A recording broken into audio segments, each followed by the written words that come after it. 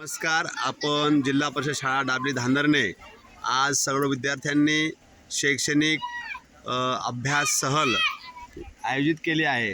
या सहलीमध्ये आपल्या शाळेतील विद्यार्थ्यांनी श्री सर्वज्ञ ग्रीन हाऊस नर्सरी उंटावद या ठिकाणी भेट दिलेली आहे.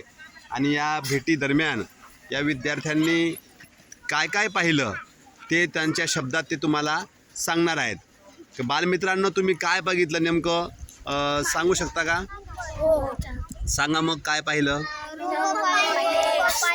कोणीतरी एकाने व्यवस्थित उत्तर द्यायचं आहे.